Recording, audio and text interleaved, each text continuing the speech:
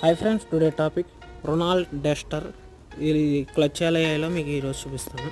చూడండి friends, gear box దింపకుండా మామూలుగా వెనకలాగి వేసాను. క్లచ్ ప్లేట్లు, వీజ్ బేరింగ్ పోయింది, ఫ్లడ్ వెహికల్ మొత్తం వైరింగ్ అంతా చేసి స్టార్ట్ అయింది. క్లచ్ వదిలేసింది, అందుకు గేర్ బాక్స్ దింపడం అంటే దింపలేదు, గేర్ బాక్స్ వెనకలాగి వేసాను. చూడండి, ఇటుపక్క డ్రైవ్ షాట్ ఈ లింక్లు ఇవన్నీ తప్పించి వెనకలాగాను కొద్దిగా లైట్గా. చూస్తూ పైన కూడా